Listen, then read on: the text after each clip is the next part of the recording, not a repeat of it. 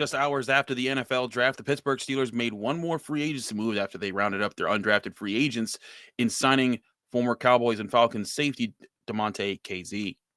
Now, Kazee coming in will be 29 years old when the season begins, but he comes in with a lot of experience playing 5 years in the NFL with his drafted team, the Atlanta Falcons, and 1 year with the Dallas Cowboys last season. He has amassed 12 interceptions over his time in the NFL, along with 17 pass breakups. Now, thing is with KZ, is the interesting position that he'll be in, because this now is the third safety that I was talking about that the Steelers might want to use in a rotation. This also indicates the Steelers were looking at safeties in this NFL draft class, but ultimately opted for different directions when those opportunities arose. Which means now the question will be, how will the rotation go? We know Minkah Fitzpatrick is going to be the deep safety, the free safety, the main piece of the secondary that they work around this year. But with Terrell Edmunds coming back on a 1-year deal and KZ being reported by Jeremy Fowler to be signed to the Pittsburgh Steelers, by the way, anticipate that to happen after on Monday, to be official on Monday, after it's okay to do so without costing comp picks. But KZ coming to the Pittsburgh Steelers then makes a ton of sense for the safety position, because it gives you another functional starter who can rotate in if anyone goes down. Now, I will say this about Kazee. This is a guy, if you don't know much about him, he can be a big hitter. He has made big hits in his career. His 12 interceptions. He had 7 in one season in 2018. He's played between strong and free safety.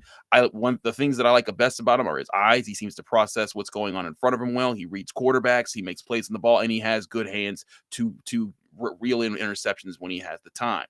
He doesn't possess any top end speed or top end athleticism. He's 5'11", so he's not extremely long, but he looks like a functioning, good veteran safety to add to the roster in case someone was to go down or to deploy more 3 safety looks.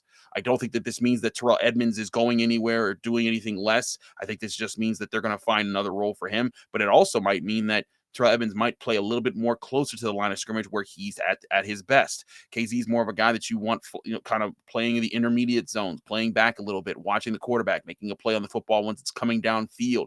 Yeah, that's where he's at his best. And if anyone's wondering about missed tackles, because people always talk about Terrell Edmunds' missed tackles, KZ's missed tackle rates are much higher than Terrell Edmunds.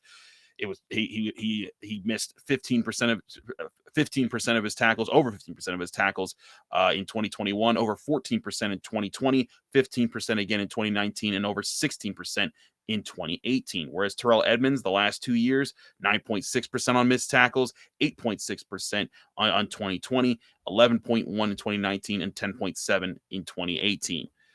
So to me, this says the Steelers wanted to go get another body to help at safety to give them some more rotation as well. Don't forget, they still have Trey Norwood who'll be back.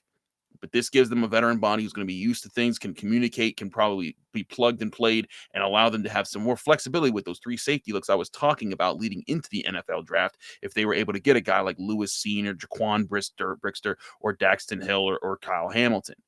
So now you get this with some veterans. You have Terrell Edmunds back. I see him playing up closer to the line of scrimmage where he's at his best. He can press tight ends more. He can cover running backs out of the backfield. He can help against the run, while KZ works with Fitzpatrick on the back end to help him with coverage deeper down the field, playing where he's at his best in those intermediate zones. Well, that's another step in what's been an exciting weekend where the Pittsburgh Steelers had their full draft. If you missed any of those episodes, do check us out, the Locked On Steelers podcast on Apple, Spotify, Google Podcasts, Odyssey, and YouTube. Like this video if you enjoyed it. Subscribe to our YouTube channel to get all of our daily content Monday through Friday, as well as our bonus episodes and breaking news updates when we get to post them. If you missed any of the draft picks, we covered it all weekend long. Go to all those different feeds I just told you. Check them out. We broke down all the picks. We'll be back on Monday with a full report and just keeping you up to date with what's coming next with your Pittsburgh Steelers. Again, I'm Chris Carter. Follow me on Twitter and Instagram at Carter Critiques. Be back on your screens and in your ears very soon.